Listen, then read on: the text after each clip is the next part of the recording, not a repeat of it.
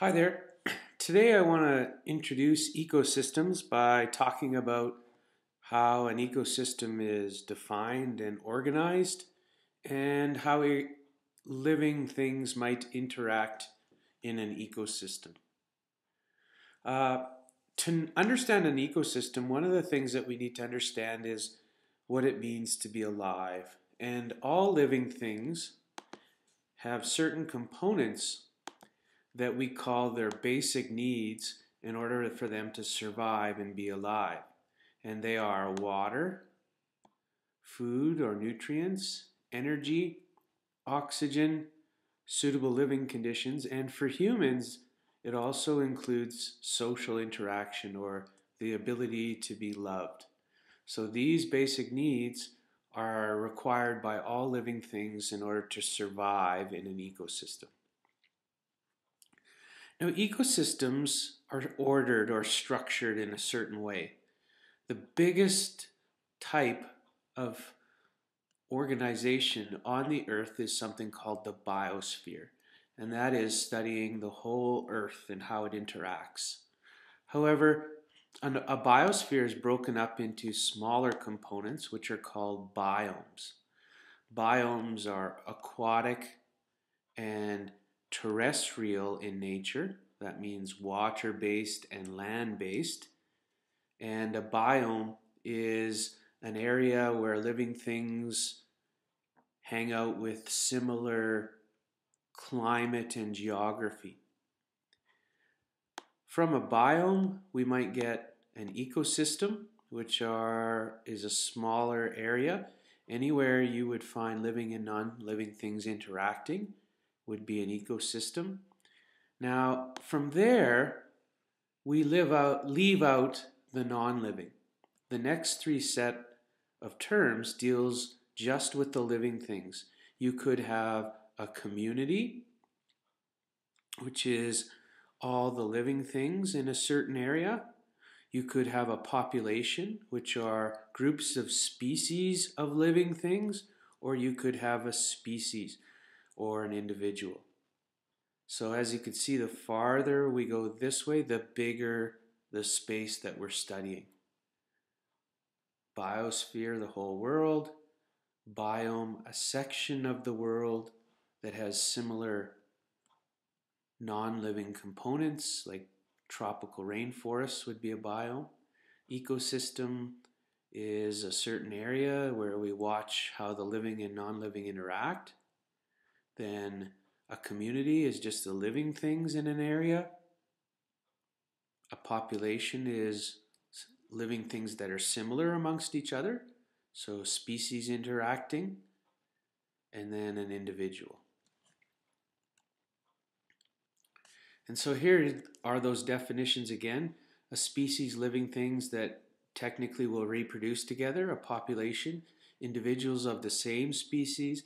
A community, those are populations of different species interacting. An ecosystem, all living and non-living. A biome is a collection of related ecosystems with similar geography and climate. And a biosphere is all the biomes together. Here are some of the major biomes around the world: the tundra, the desert, and they're all based on categories that are similar geography, climate, etc. So biomes around the world are based basically on non-living conditions, and those non-living conditions help determine what lives there. And then we have an ecosystem, so we're looking at how all the living interact with the non-living in a certain area. Ecosystems could be as small as the tip of your finger. Okay, the tip of your finger could be an ecosystem. You're studying the living and the non-living on the tip of your finger. Next, I want to talk about when we deal with living things, like studying a community, how they might interact is important, and we have three terms that we want to look at. So by definition, symbiosis is the act of living together, and what it really means is two organisms that live together, temporary or just for a short period of time, and at least one of these organisms might benefit.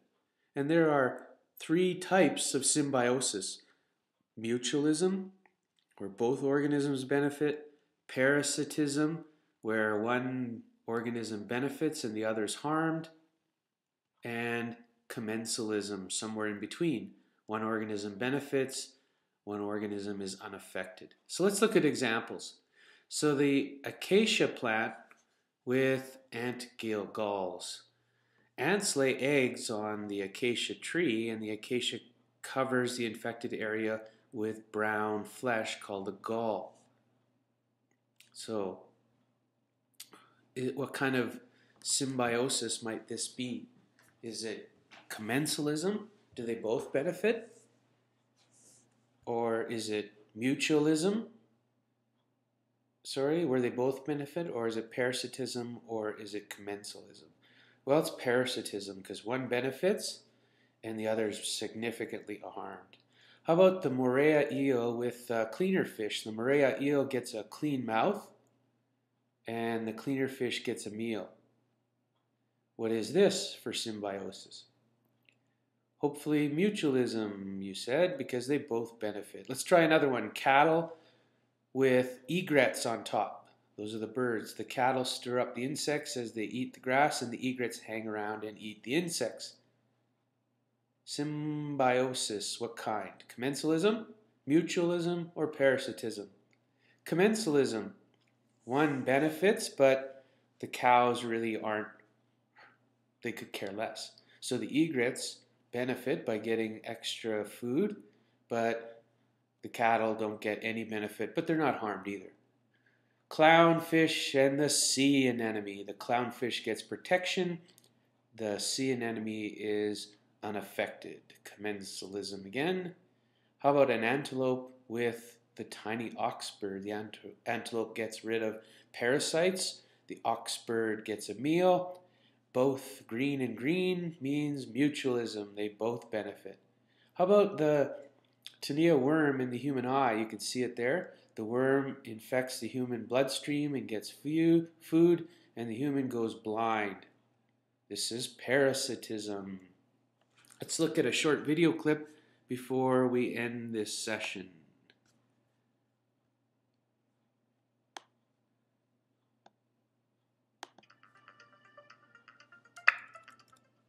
When we think of nature, we usually think of living things such as plants and animals.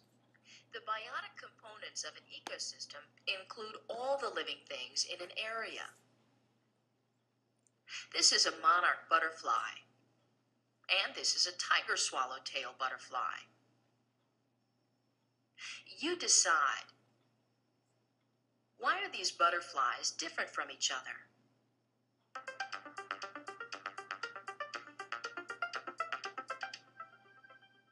These butterflies are members of two different species.